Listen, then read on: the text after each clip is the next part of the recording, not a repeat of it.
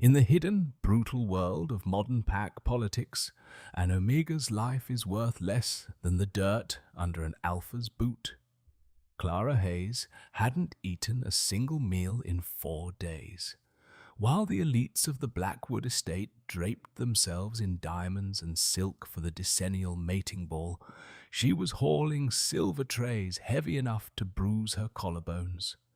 She was supposed to be invisible, a nameless servant meant to fade into the gilded wallpaper. But when her frail, malnourished body finally gave out and plummeted toward the marble floor, she didn't shatter. She fell into the arms of the most ruthless alpha king in North America, and he refused to let her go. The Blackwood Estate sat on 3,000 acres of prime, heavily guarded real estate in upstate New York. To the human world, it was the private retreat of a reclusive billionaire syndicate. To the wolves, it was the seat of power for the East Coast territories. In the subterranean kitchens of the massive manor, the heat was suffocating. Clara Hayes leaned against the stainless steel prep counter, her breathing shallow, trying to focus her blurring vision on the intricate hors d'oeuvres she was arranging. Tiny, crustless sandwiches, caviar on blinis, seared scallops that smelled so divine they made her stomach violently cramp. Clara was 20 years old, an Omega by birth and an orphan by tragedy. Her parents had been killed in a border skirmish when she was just a child, leaving her to the mercy of the pack. But the Blackwood pack had no mercy for the weak. She was immediately downgraded to the lowest caste, an indentured servant working off a debt for the food and shelter the pack purportedly provided. Except, lately, there had been no food. Silas Montgomery, the beta of the pack and the man who oversaw the estate's staff, was a cruel, vindictive man. 4 days ago, Clara had accidentally spilled a drop of bleach on one of Silas's custom Italian suits while doing the laundry. His punishment was swift and silent. Her rations were cut entirely. For 96 hours, Clara had survived on tap water and the sheer, desperate will to stay alive. "Hayes, are you sleeping standing up?" The sharp bark of Chef Gerard had snapped Clara out of her dizzy spell. She flinched, her small hands instantly dropping to her sides. "No, sir," she whispered, her voice raspy from a throat that felt like sandpaper. "I'm finishing the trays." "Well, work faster. The guests are arriving. The Northern Lichen Syndicate's motorcade just passed the outer gates. Do you understand what that means, you worthless runt? The Alpha King is here. If one single napkin is out of place, Silas will have our hides. Now load up the champagne and get upstairs." Clara nodded weakly. She moved to the heavy silver tray resting on the edge of the counter. It was loaded with 24 crystal flutes of vintage champagne. On a normal day, it was a heavy burden for her slight, underfed frame. Today, running on nothing but fumes and adrenaline, it looked like an impossible mountain. She gripped the handles. Her knuckles turned white. A sharp pain spiked behind her eyes, and a cold sweat broke out across her forehead. "Just breathe," she told herself. "Just get through tonight. If I survive tonight, maybe Silas will let me eat tomorrow." Her uniform, a stiff, starched black dress with a suffocating white collar, felt like a cage. As she lifted the tray, her arms trembled violently. The crystal clinked, a terrifying sound, but she managed to steady it. Around her, the kitchen was a war zone of culinary perfection. Hundreds of high-ranking wolves, alphas, betas, and prized highborn omegas were gathering in the grand ballroom above. This was the decennial mating ball, the most prestigious event of the decade. It was a place where alliances were forged, business empires were merged, and mates were found. Clara had dreamed of the mating ball when she was a little girl, back when her parents were alive and she thought she might have a normal life. She had dreamed of wearing a beautiful gown and feeling the magical spark of the moon goddess binding her to someone who would love her. Now she just wanted a piece of bread. She walked toward the swinging doors that led to the servants' stairs, every step a monumental effort. Her legs felt like lead, her heart pounding a frantic, irregular rhythm against her ribs. She was slowly dying, fading away in the shadows of the most powerful wolves in the country, and no one even noticed she was there. The grand ballroom of the Blackwood Estate was a masterpiece of opulence. 4 massive crystal chandeliers hung from the frescoed ceiling, casting a warm golden glow over the sea of silk, velvet, and tailored tuxedos. A string quartet played a modern pop song reworked into a classical symphony, though the music was nearly drowned out by the low, rumbling hum of hundreds of powerful wolves conversing. Clara slipped through the discreet servant entrance, the heavy silver tray resting against her hip. The air in the ballroom was thick, suffocatingly so. It was a chaotic blend of dominant pheromones, expensive colognes, heavy musks, sweet floral perfumes, and the sharp metallic tang of alpha dominance. For an unbonded omega, it was an overwhelming sensory assault. She kept her head bowed exactly as she had been trained. Do not make eye contact. Do not speak unless spoken to. Be part of the furniture.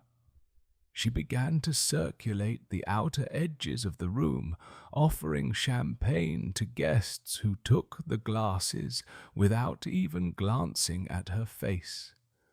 To them, she wasn't a wolf. She wasn't even human. She was just a delivery mechanism for their alcohol. Near the center of the room, a disturbance rippled through the crowd. The ambient chatter suddenly died down, replaced by hushed, frantic whispers. The sea of bodies parted, revealing the grand entryway. Arthur Pendelton had arrived. He was the alpha king of the Northern Lichen Syndicate, a man whose wealth and ruthlessness were legendary. He didn't just run packs. He ran multinational corporations, politicians, and private armies. Standing at 6'4", Arthur was a terrifying portrait of power. He wore a bespoke midnight blue suit that stretched over broad, muscular shoulders.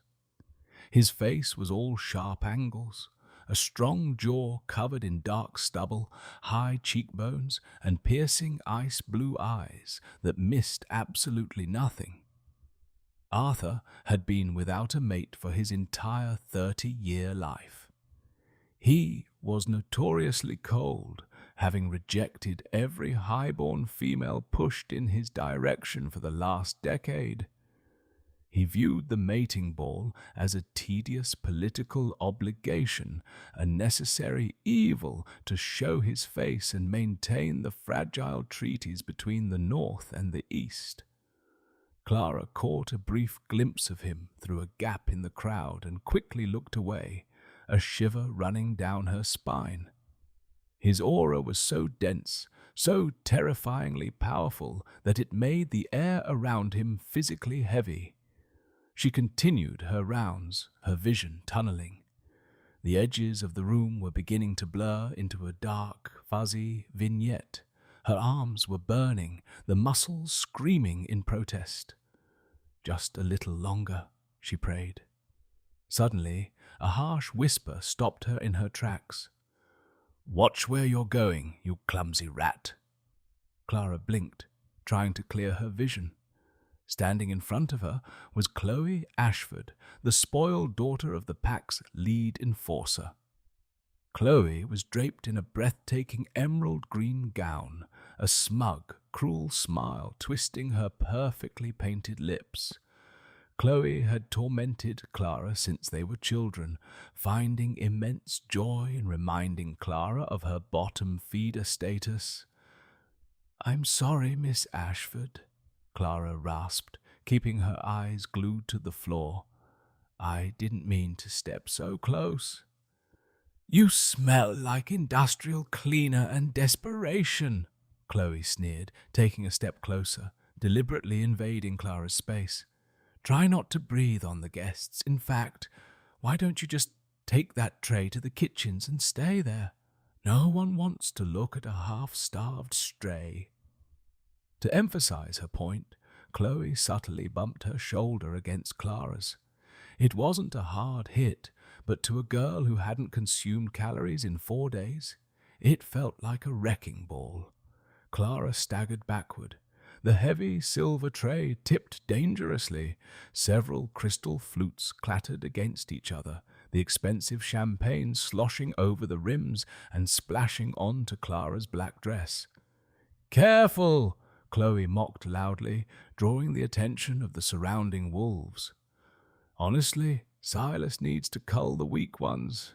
They're an embarrassment to the estate." Across the room, Arthur Pendelton had been enduring a tedious conversation with the local alpha. He was bored, irritated, and eager to leave. But then the air shifted. Scent cut through the suffocating cloud of heavy perfumes and aggressive alpha musks. It was faint, almost imperceptible, but it hit Arthur's senses like a bolt of lightning. Petrichor, rain falling on dry earth, crushed pine needles, and something warm, sweet, and heartbreakingly pure. Arthur stopped mid-sentence. The local alpha, a pompous man named Richard, faltered. Is something wrong, King Arthur?" Arthur didn't answer. His ice-blue eyes snapped towards the far side of the ballroom. His inner wolf, a massive, ancient beast that usually slumbered in icy indifference, suddenly roared to life, pacing frantically against the confines of his mind. "Mate!" Arthur's heart hammered a violent rhythm against his ribs. He pushed past Richard, ignoring the shocked gasps of the surrounding elites. He stalked through the crowd, his eyes locking onto a small, trembling figure in a stained servant's uniform. Clara couldn't hear the music anymore. All she could hear was the rushing roar of her own blood in her ears. The brief encounter with Chloe had taken the last, microscopic reserve of energy she possessed. Her hands were shaking so violently now that the crystal glasses on her tray were chiming a frantic, chaotic tune. She needed to put the tray down. She needed to sit. She needed to breathe. She took a step toward a side table, but her leg simply refused to hold her weight. Her knee buckled. "No, no, please," Clara panicked internally. If she dropped the tray, Silas would lock her in the holding cells. He would let her rot there. She tried to correct her footing, but the world tilted violently on its axis. The golden light of the chandeliers streaked into long, blinding lines. Her grip failed. The heavy silver tray slipped from her numb fingers, and the floor rushed up to meet her. Clara closed her eyes, bracing for the explosive shatter of glass, anticipating the hard, unforgiving impact of the marble floor, and the inevitable, brutal kicks from the pack enforcers that would follow. But the impact never came. A blur of midnight blue motion moved faster than the human eye could track. Before Clara's knees could strike the marble, a massive, muscular arm wrapped around her waist, hauling her upward with effortless strength. The silver tray clattered to the floor, crystal shattering into 1,000 pieces, spraying champagne across the polished stone. But Clara was entirely suspended in mid-air, held against a chest as solid as granite. The moment their bodies touched, a violent electrical shockwave blasted through the ballroom. It wasn't a metaphor. The sheer force of the mate bond snapping into place was so potent that the nearest wolves actually stumbled backward, gasping for air. Clara's heavy eyelids fluttered open. Her vision was dark at the edges, but she could see the face of the man holding her, Arthur Pendelton. His ice-blue eyes were blown wide, the pupils expanding until they were almost entirely black. The mark of a wolf coming to the surface. He stared down at her small, pale face, taking in her hollow cheeks, the dark circles under her eyes, and the terrifying fragility of her bones beneath the cheap fabric of her uniform. "Mine," Arthur growled. The word wasn't spoken. It was ripped from the depths of his chest, a primal, vibrating command that echoed off the high ceilings and silenced the entire ballroom. The string quartet stopped playing. The chatter died instantly. The silence that descended was absolute, thick with shock and terror. Clara was too weak to comprehend what was happening. Her brain couldn't process the bond, let alone the fact that the Alpha King of the North was holding her as if she were made of spun glass. She felt a profound, overwhelming warmth enveloping her, a feeling of utter safety that she hadn't experienced since she was a child. She let out a soft, broken sigh, her head lolling back against his arm, and finally succumbed to the darkness, passing out completely in his embrace. "What is the meaning of this?" The sharp, angry voice belonged to Silas Montgomery. The beta pushed his way to the front of the crowd, his face flushed with fury and embarrassment. He saw his servant, the Omega he despised, unconscious in the arms of the most powerful guest in the room. "King Arthur, I apologize profusely," Silas began, stepping forward, his hands outstretched. "This useless runt is diseased. She's sick and clumsy. Please hand her over to me. I will have security dispose of her immediately and fetch you a fresh suit." Silas reached out, intending to grab Clara's limp arm and yank her away. He never made contact. A low, guttural snarl tore from Arthur's throat, a sound so genuinely monstrous that several highborn Omegas in the crowd shrieked and covered their ears. Arthur didn't just step back. He shifted his posture, pulling Clara securely against his chest with one arm, while his free hand shot out with terrifying speed. Arthur grabbed Silas by the throat, lifting the grown, heavily muscled beta off the floor with a single hand. "Touch her," Arthur whispered, his voice dangerously soft, dripping with lethal intent. "And I will tear your arms from their sockets and beat you to death with them." Silas choked, his hands scrabbling desperately at Arthur's iron grip. His feet kicked empty air, the surrounding Blackwood enforcers tensed, taking half steps forward to defend their beta. But Arthur's private security detail, 4 massive, heavily scarred northern wolves in tactical suits, instantly drew their weapons, forming a deadly perimeter around their king. Arthur's eyes, now glowing a bright predatory amber, swept over the horrified crowd. He lowered his face to Clara's neck, inhaling deeply. The scent of her distress, her fear, and the underlying truth hit him like a physical blow. He looked back at the struggling bait in his grasp. "Diseased?" Arthur sneered, his grip tightening until Silas's face began to turn a deep shade of purple. "My wolf does not smell disease. He smells starvation. You have starved my mate." The collective gasp from the room was deafening. The Alpha King had claimed a servant, an indentured, broken Omega. "Alpha Richard!" Arthur barked, tossing Silas to the floor like a piece of garbage. Silas collapsed, coughing violently and gasping for air. Richard, the Alpha of the Blackwood Estate, hurried forward looking pale and terrified. "Yes, King Arthur, this woman belongs to me. If she has a debt to this miserable excuse for a pack, consider it paid by the fact that I am not burning this entire estate to the ground tonight." Arthur adjusted Clara in his arms, lifting her entirely so he could cradle her against his chest. She was horrifyingly light.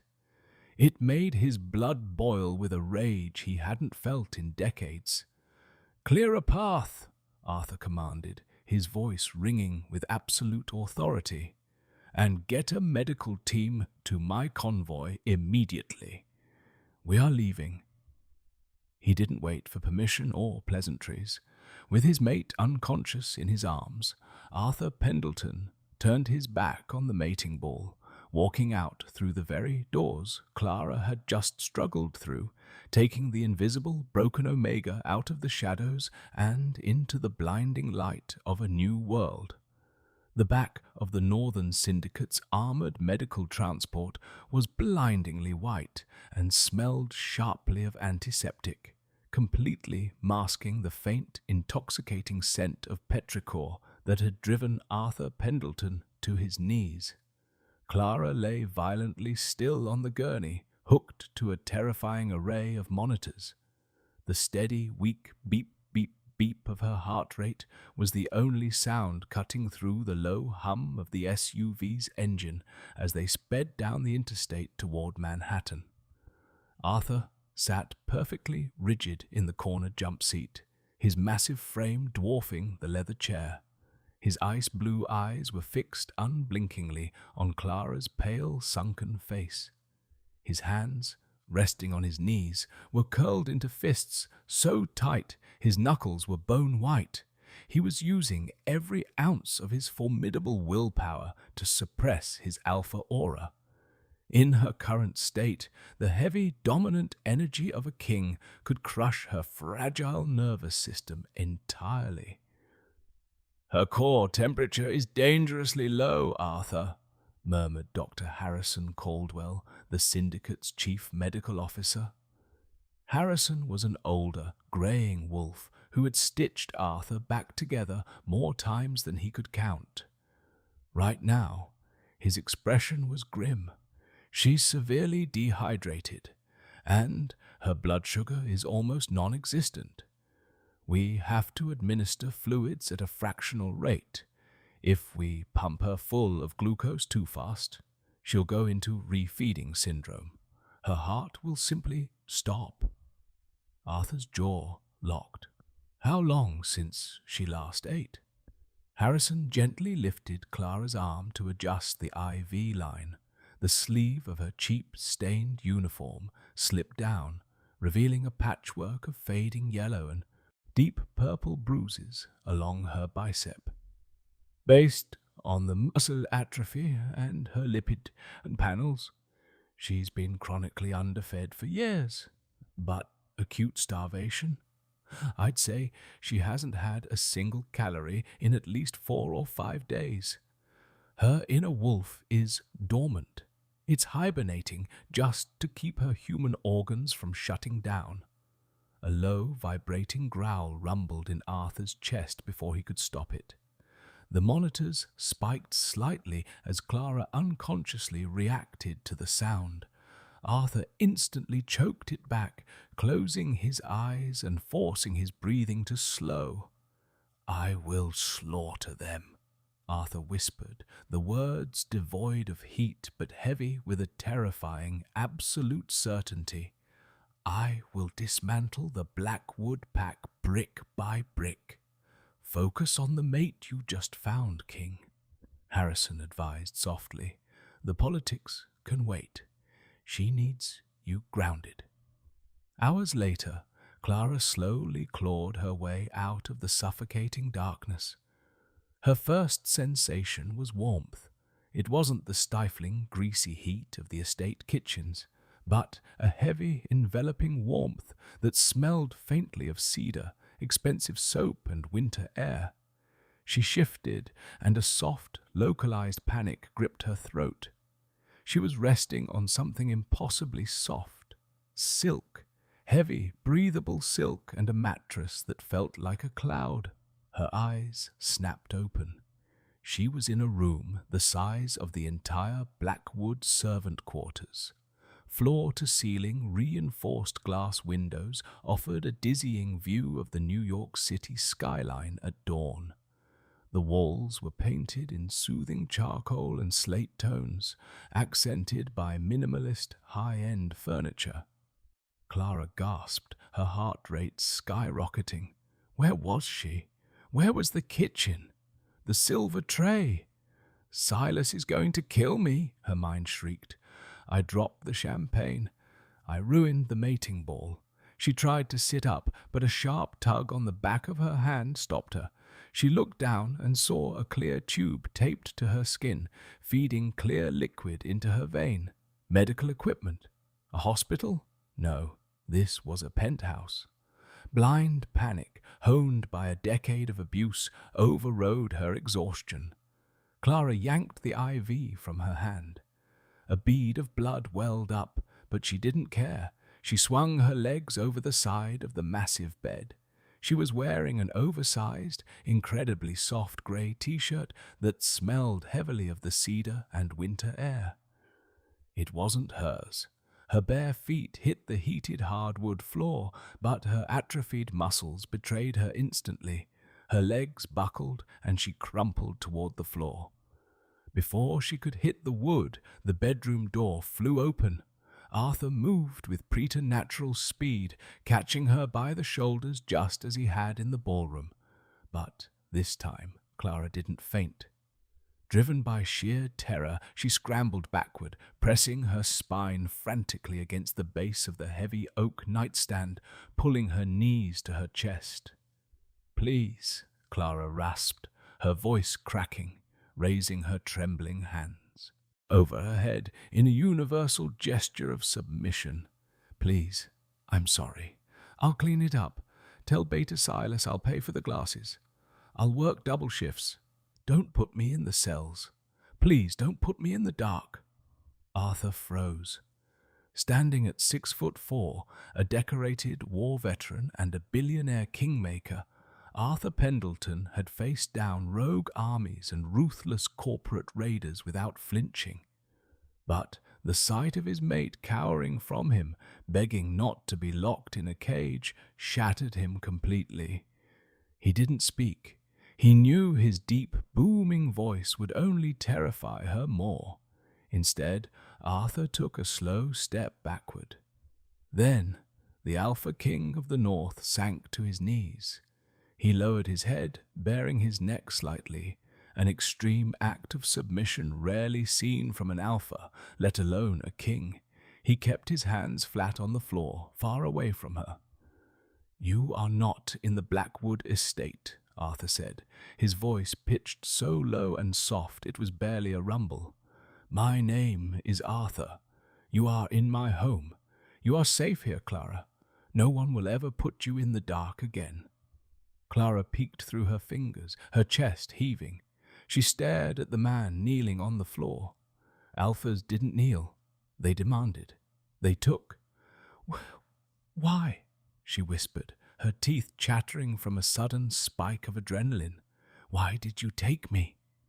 Arthur slowly lifted his eyes to meet hers. The raw, unfiltered adoration and fierce protectiveness in his ice-blue gaze made Clara's breath hitch. "Because, Clara," Arthur said gently, "you are my mate, and a king does not leave his queen in the shadows." While Clara spent the next 3 days confined to the penthouse, slowly relearning how to consume solid food, starting with simple bone broths and working her way up to small portions of poached fish and rice, under Dr. Caldwell's strict supervision, Arthur was waging a silent, brutal war. The Northern Syndicate's headquarters, located 20 floors below the penthouse, was a hive of lethal activity. Arthur stood at the head of a massive mahogany conference table. The room was dark, illuminated only by the harsh glare of a digital projector displaying a web of complex financial documents, offshore account numbers, and property deeds. Abigail Rossi, Arthur's head of intelligence, and a dangerously sharp tactician paced in front of the screen. "The Blackwood Pack's wealth is an illusion, Arthur," Abigail stated, tapping a laser pointer against a series of shell companies listed on the screen. "We dug into their private holdings, bypassing the pack registry and looking straight at their human-facing corporate entities. They've been routing money through private trusts, specifically Vanguard Trust out of the Caymans, and a domestic shell called Crestview Holdings."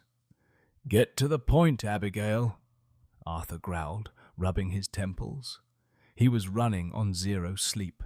Every fibre of his being demanded he be upstairs, sitting by Clara's bed, but he needed to understand exactly why she had been targeted for such specific, systemic abuse. "The point," Abigail said grimly, "is that Blackwood isn't a wolf pack. They are a glorified indentured servitude ring masquerading as a traditional pack structure. They prey on lower caste wolves, trap them in fabricated pack debt, and use them as unpaid labor to run their estates and front businesses." Arthur's eyes narrowed. That explains why Clara was a servant, but the level of cruelty. Silas went out of his way to starve her, to break her. Why her specifically? Abigail pulled up a new document. It was a scanned copy of an old faded land deed. "Because of who her parents were," Abigail explained, her voice softening slightly. "Thomas and Mary Hayes. They didn't die in a random border skirmish, Arthur. That was a cover story fabricated by Alpha Richard and Beta Silas." Arthur went perfectly still. The air in the room dropped 10 degrees as his alpha aura flared with lethal intent. "Explain." Thomas Hayes owned a massive tract of ancestral land in the Catskill Mountains, 3,000 acres. But it's not just forest. 2 years before they died, geological surveys confirmed the land sits on one of the largest untapped deposits of rare earth minerals in the Northeast. Lithium, cobalt, materials essential for modern tech manufacturing. It's worth billions. Arthur looked at the deed. The names Thomas and Mary Hayes stared back at him. Richard wanted the land. Arthur deduced, his voice deadly quiet. He ordered a hit on his own pack members. Exactly, Abigail confirmed. They killed Clara's parents, but according to ancient pack law, which even a corrupt alpha like Richard can't legally bypass without drawing the attention of the High Council, land inherited by blood cannot be seized by the alpha as long as a direct heir lives. If they killed Clara, the land would have gone to the state, and Richard would have had to buy it at auction, risking a bidding war with human corporations. Arthur's fists clenched, the heavy mahogany wood of the table groaning under his grip. "So they kept her alive," Arthur said, the horrific puzzle pieces snapping into place. They kept her alive, locked her away as a servant, and broke her spirit so completely she would never realize who she was or what she owned. And in the meantime, Richard and Silas forged documents making themselves her legal guardians and conservators of the estate, allowing them to lease the land to private mining companies. They've been collecting millions in royalties every quarter, funneling it through Crestview Holdings, Abigail finished. Clara is, by birthright, a billionaire, and they've been starving her to death. The silence in the boardroom was absolute. The half-dozen syndicate enforcers in the room held their breath. Arthur turned away from the screen, walking towards the floor-to-ceiling windows looking out over the city. His reflection in the glass was monstrous, his eyes burning a bright, glowing amber, his canines elongated. "Freeze the Vanguard and Crestview accounts," Arthur commanded softly. "Hack them, drain them, I don't care how you do it. Call in every favor we have in the federal financial regulatory sectors. I want the human authorities breathing down Richard's neck for tax evasion and illegal mining operations." "And the pack?" Abigail asked. "I am going to strip them of everything," Arthur promised the glass. "But first, I need to tell my mate that the people who raised her murdered her family." 10 minutes later, Arthur softly pushed open the door to the penthouse bedroom. Clara was sitting propped up against a mountain of pillows. She looked infinitely better than she had 3 days ago. The dark circles under her eyes were fading, and a faint flush of colour had returned to her pale cheeks.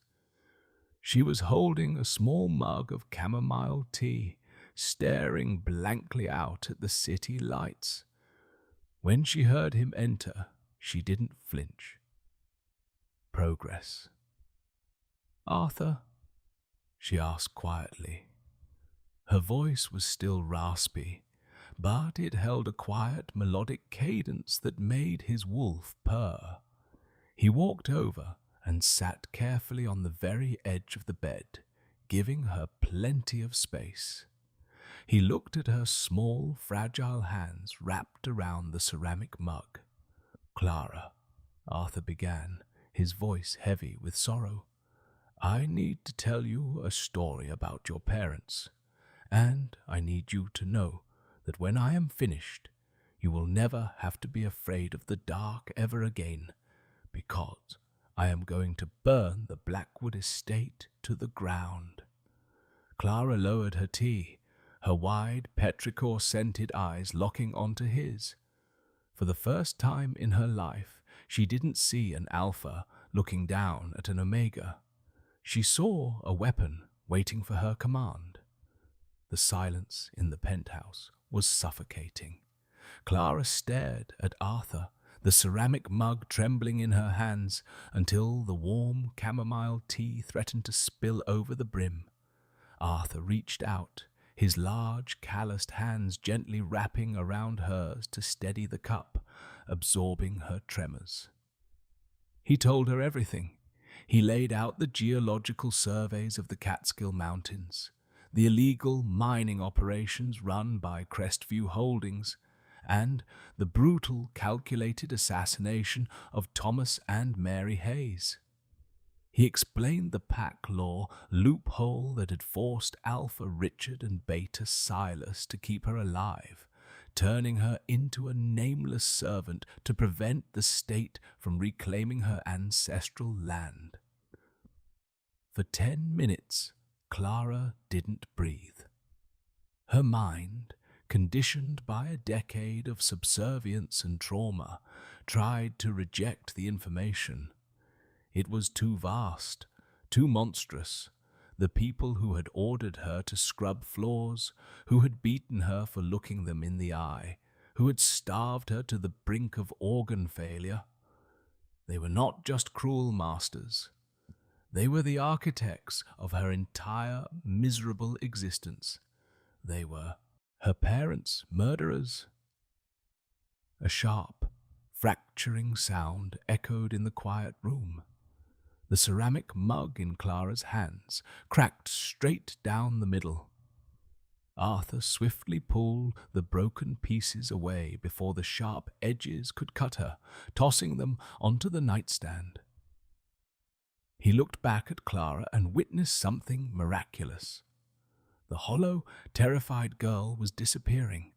Deep within her chest, a low, guttural vibration began to build. It wasn't the sound of a human crying. It was the sound of a dormant predator waking from a decade-long hibernation. Her inner wolf, suppressed by malnutrition and relentless psychological abuse, surged to the surface, fueled by an agonizing, blinding wrath. Clara's eyes, usually a soft hazel, flashed with a brilliant, luminous gold. She threw her head back, and a heart-wrenching, agonizing howl tore from her throat. It was a sound of pure grief and unleashed fury, vibrating against the reinforced glass windows of the penthouse. Arthur didn't try to shush her. He didn't try to coddle her. He shifted, his own eyes glowing amber, and let out a low, echoing rumble to support her call, letting his mate's grief fill the room until she slumped forward, completely spent, sobbing into his chest. Arthur wrapped his massive arms around her, burying his face in her hair. "They took everything," Clara wept, her fingers gripping the fabric of his shirt as if she were drowning. "My mother, my father, they left me with nothing." "They left you with your life," Arthur murmured fiercely, kissing the crown of her head. "And that was their fatal mistake, because now you have me, and you have the entire Northern Syndicate at your back. We are going to take back your legacy, Clara." Over the next 4 weeks, the transformation within the glass fortress was absolute. Dr. Harrison Caldwell implemented an aggressive but careful refeeding protocol. As Clara's body absorbed proper nutrients, rich proteins, vitamins, and complex carbohydrates, her physical form blossomed. The hollows of her cheeks filled out, revealing striking high cheekbones. Her dull hair regained a glossy, rich chestnut sheen. The bruises faded, replaced by the natural, radiant glow of a bonded, healthy omega. But the most profound change was psychological. Arthur refused to treat her like glass. He recognized that to heal, Clara needed agency. He brought her into the Syndicate's war room. Abigail Rossi, the head of intelligence, became Clara's mentor in the art of human world warfare.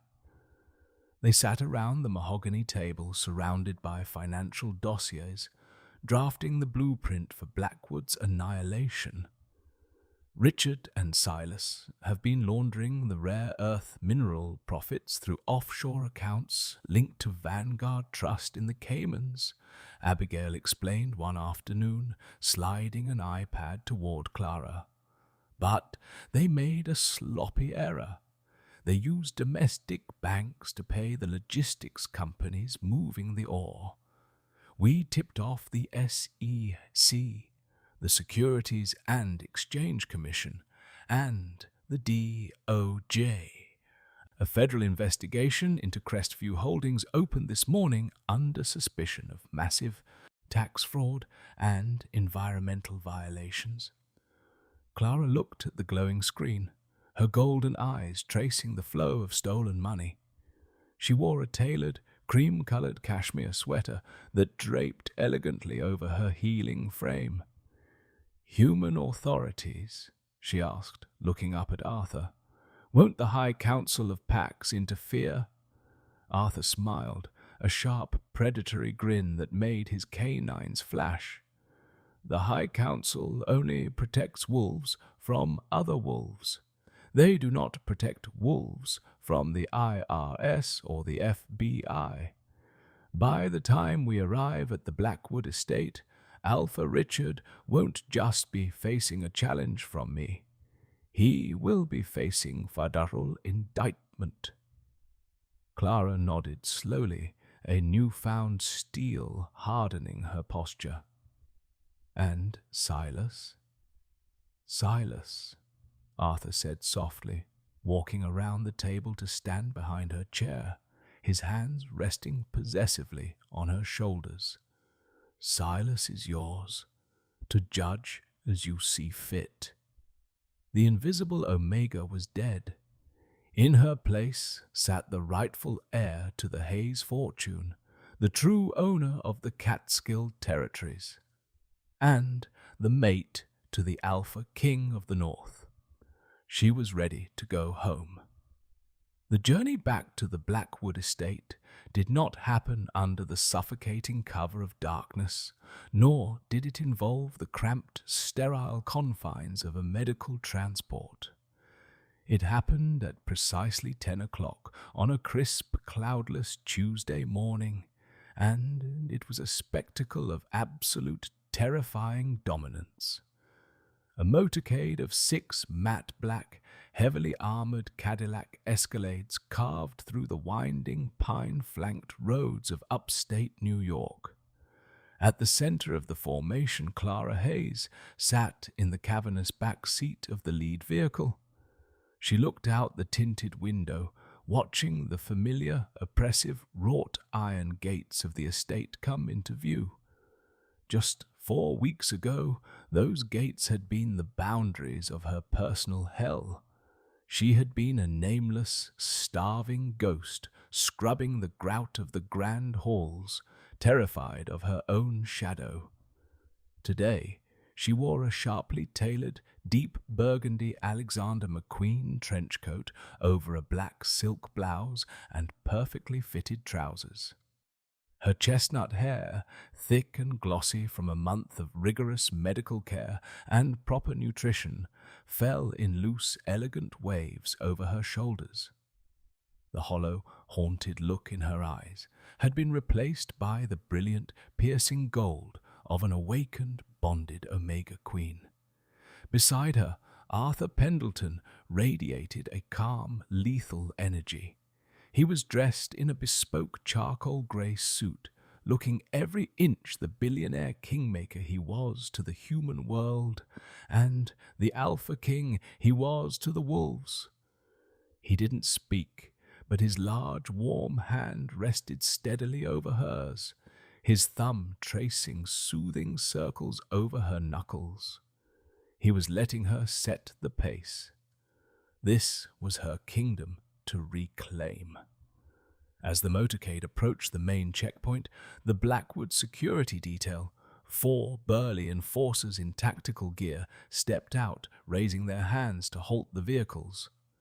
They didn't even get the chance to speak. Before the Escalades had fully stopped, the doors of the lead and rear vehicles opened simultaneously. A dozen of the Northern Syndicate's elite guards poured out. These were not estate bullies. These were battle-hardened veterans of the northern border conflicts. Within 30 seconds, the Blackwood enforcers were disarmed, forced to their knees, and zip-tied. The massive iron gates were manually overridden and pushed wide open. The motorcade rolled right up to the grand entrance of the manor, tires crunching over the pristine white gravel. Inside the opulent, wood-paneled office of the Alpha Suite, the atmosphere was one of total catastrophic panic. Alpha Richard was sweating profusely, his face an unhealthy shade of purple as he screamed into a secure landline. His world, meticulously built on blood and corporate fraud, was disintegrating in real time. "What do you mean you can't authorize the transfer?" Richard bellowed, his voice echoing off the high ceilings. "I have $50 million in that Goldman Sachs portfolio. I am the primary signatory." On the other end of the line, a highly stressed wealth manager stammered, "Sir, I'm trying to explain. The accounts aren't just frozen, they've been seized. The SEC and the Department of Justice issued a joint warrant an hour ago. The Vanguard Trust accounts in the Caymans have been flagged under the RICO Act. Federal agents are currently raiding the Crestview Holdings offices in Manhattan. Sir, they're looking at illegal strip mining, tax evasion, and wire fraud. My compliance officer is telling me I have to disconnect this call." "Don't you dare hang up on me," Richard roared, slamming his fist on the mahogany desk. But the line was already dead. Beta Silas paced frantically near the massive stone fireplace, running a hand through his thinning hair. "Richard, this makes no sense. The humans don't look into pack business. We covered our tracks. The shell companies were bulletproof. Someone leaked the financial architecture." "It's Pendleton," Richard snarled, throwing the heavy phone across the room where it shattered against the wall. "That arrogant northern bastard. He took the servant, and now he thinks he can dismantle my empire to punish me. We need to call the High Council. We need to invoke territorial sovereignty." The heavy double oak doors of the office didn't just open, they exploded inward. The heavy brass hinges shrieked and snapped, the wood splintering violently as the doors crashed against the interior walls. Silas swore, instinctively drawing a silver-plated sidearm from his shoulder holster in a blind panic. But the sheer, crushing weight of the alpha aura that flooded the room immediately forced Silas to his knees. It was a physical pressure, heavy as the ocean floor, suffocating and absolute. Arthur Pendelton stepped through the ruined doorway. His ice-blue eyes were blown wide, glowing with the terrifying, predatory amber of his inner wolf. He didn't even look at Silas's gun. "Drop it," Arthur commanded, his voice a low, vibrating rumble that rattled the crystal decanters on Richard's bar. Silas's fingers went numb. The gun clattered uselessly onto the Persian rug. Arthur stepped aside, allowing the true architect of their downfall to enter the room. Clara walked in, her designer heels clicking rhythmically against the polished hardwood floor. The sound was sharp, deliberate, and entirely foreign to the men who only remembered the soft, frantic scuffing of her worn-out servant shoes. Richard's jaw unhinged. He stared at the woman before him, his brain violently rejecting the image. "Clara?"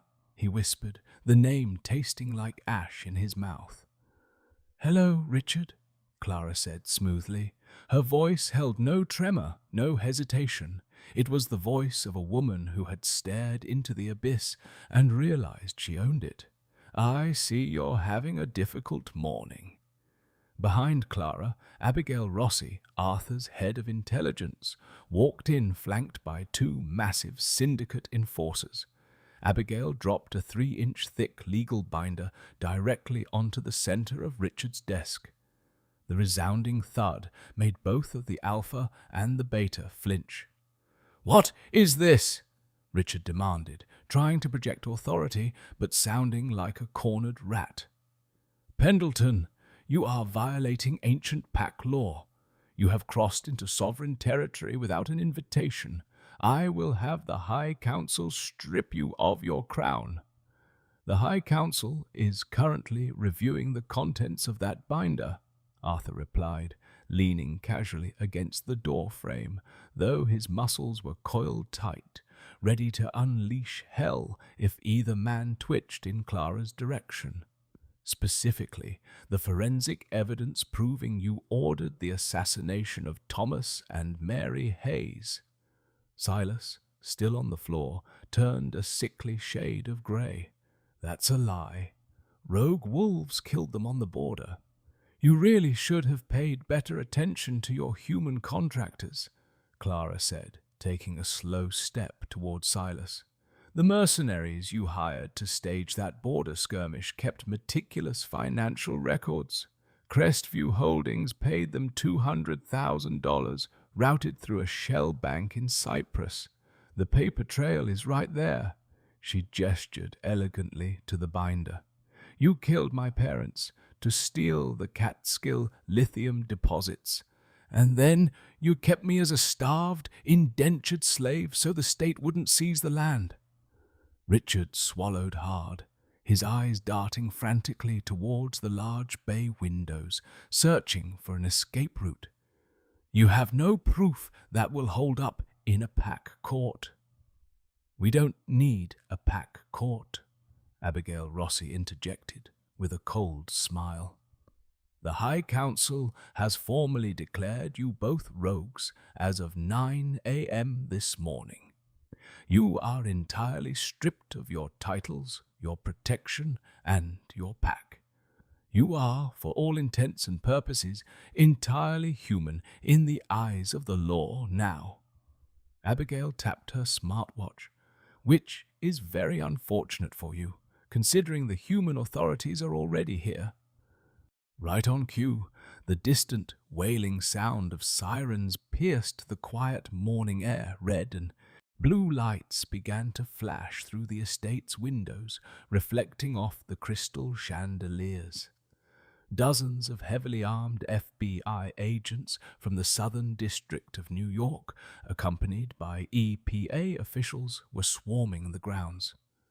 No, Silas breathed, pure terror finally breaking through his shock. No, human prison. We won't survive. The silver in the cells. The isolation. In a last, desperate and profoundly stupid act of survival, Silas lunged. He didn't go for Arthur. He knew that was instant death. He went for Clara, hoping to grab her, to use the king's mate as a hostage to negotiate his way out of the estate. He snatched a heavy brass letter opener from the desk as he propelled himself forward. Arthur roared, launching himself off the door frame, but he didn't need to intervene. Clara did not flinch. The combat training she had absorbed over the last month, combined with the explosive protective instincts of a fully bonded Omega, took over instantly. As Silas swung the makeshift weapon, Clara smoothly sidestepped the clumsy attack. She grabbed his extended wrist with shocking strength, twisted her hips, and used his own forward momentum to flip the heavy man entirely over her shoulder. Silas crashed onto the heavy mahogany desk, shattering it down the middle before tumbling to the floor in a heap of splintered wood and groans. Clara didn't hesitate. She stepped forward and planted the sharp heel of her boot directly onto Silas's sternum, pinning him to the wreckage. Her golden eyes burned with the fury of a decade of stolen life. "You locked me in the dark," Clara whispered, her voice a deadly hiss that carried perfectly through the silent room. "You cut my rations. You beat me for looking you in the eye. You treated me like I was a disease." Silas coughed, blood trickling from his lip, his hands scrabbling weakly at her ankle. "And yet," Clara continued, pressing her heel down just enough to make him gasp for air, "here I am, and there you are, broken on the floor of the house I own." Just then, a commotion in the hallway drew their attention. 2 syndicate guards dragged a hysterical, sobbing woman into the ruined office. It was Chloe Ashford. Her designer clothes were rumpled, her perfect makeup smeared with tears of panic. Clara! Clara, please! Chloe shrieked, falling to her knees the moment the guards released her. Tell them I had nothing to do with it. Silas made me be mean to you. I didn't know about your parents. I swear. We used to be friends when we were little, remember?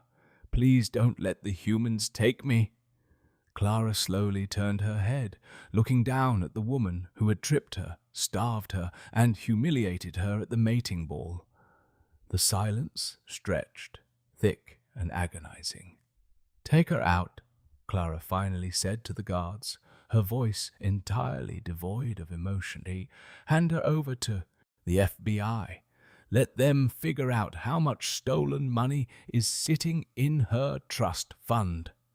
Chloe's screams echoed down the hallway as she was dragged away, fading into the chaotic sounds of the federal raid sweeping through the lower levels of the estate. Federal agents, clad in dark windbreakers, poured into the office. They took one look at the massive, imposing figure of Arthur Pendelton and the fierce woman standing over a broken man, and wisely gave them a wide berth. Richard Blackwood and Silas Montgomery?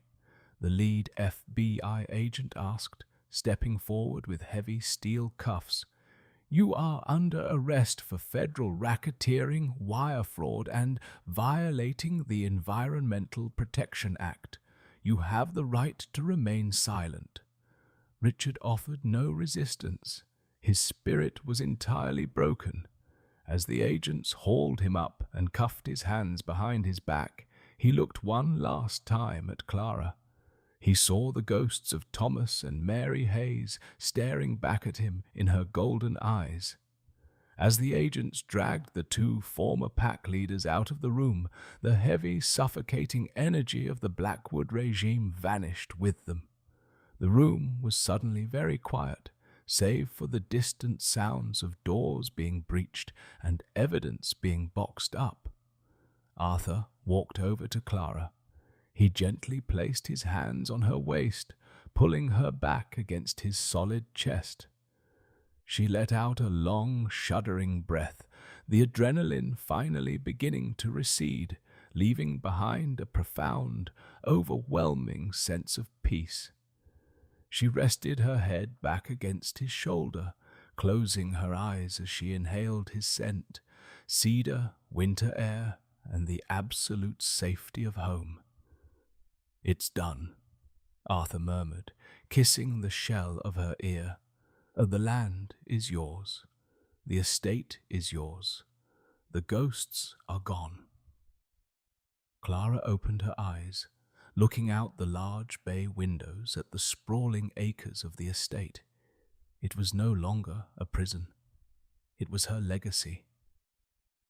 No, Clara corrected softly, turning in his arms to look up into the ice-blue eyes of her king. It's ours. Let's go home, Arthur. Clara Hayes fell into the Alpha King's arms as a starved, invisible servant, but she rose from them as a conqueror. The Blackwood Pack's empire of cruelty was systematically dismantled, replaced by the crushing weight of federal indictments and the undeniable absolute power of the Northern Syndicate. Alpha Richard and Beta Silas traded their stolen billions for concrete cells, stripped of their pack, their wealth, and their dignity. Clara reclaimed her parents' massive estate and her rightful legacy, proving that the most dangerous weapon in any war is a survivor who finally realizes her own worth. Standing shoulder to shoulder in the glass fortress high above Manhattan, Arthur Pendelton and his queen looked out over their unified territories. The mating ball had been designed to showcase power, but it had ultimately unleashed a storm that rewrote the hierarchy of the wolf world forever.